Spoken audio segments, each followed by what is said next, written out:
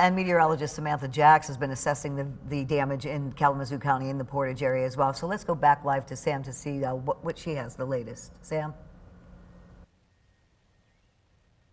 Juliet, we spoke with Dave just a few minutes ago, who's the owner to the home of the Right to Me. Now, behind me is some of the damage that he was referring to. He is working hard, trying to clear the path of trees in order to allow his neighbor to get out and go to work. Talk about real community impact, the community coming together early on in the moments of this catastrophic event that happened to them here. And the damage, this is just a snippet of it. We have a reporter, Kiara Patterson. She's walking down the street right now because she can't even get through in her car to get past. We're currently at Lovers Lane, and that's the area where things are just completely backed up in traffic. Now, I know that signal is a little bit tough out here, but I want to try to walk and show you a little bit of the damage that came from this storm. We know that the tornado warning went into effect right around 5:36 this afternoon.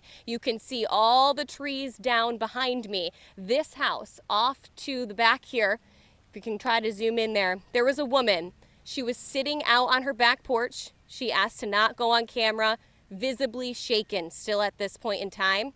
She was sitting on her back porch and watched as the trees began to collapse around her. And you can see that there are actually trees on her porch.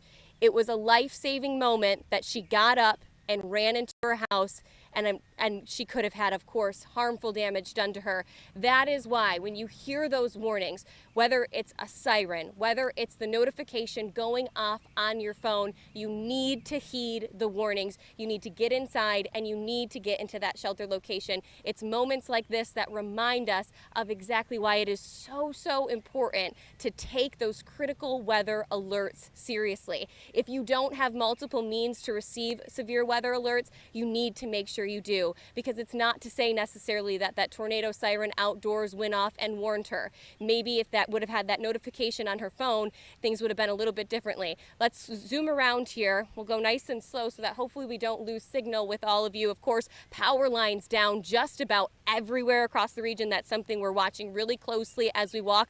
But look at this tree. Roots completely ripped out of the ground, right? That is the power of a tornado. The other thing that we're noticing is that everything has kind of fallen in a different direction, right? This tree has fallen towards the road, but this tree off to the right of me has fallen in the opposite direction, and it just keeps going that way. That is a sure sign that there was rotation that worked throughout this region. Now, unfortunately, I can't hear all of you back in the studio. I'm going to try to reconnect to join back with you, Juliet, but we're going to continue to be out here. We're going to continue to hear the impacts that were left behind from this storm.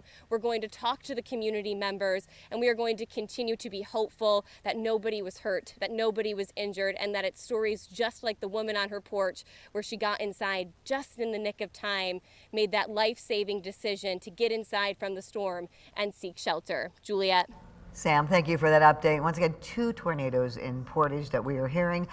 If you watch Sam's interview with the gentleman who watched it and whose property is damaged, she asked him what advice would he have for people. He said, make sure your home insurance or even your renter's insurance is up to date. Also, I was starting to mention about the storm chaser who saw the first tornado on Portage. He said that there were pieces of the home in the vortex of the tornado. So once again, Portage seems to be the hardest hit area, and just avoid that area if you can. If the power is out.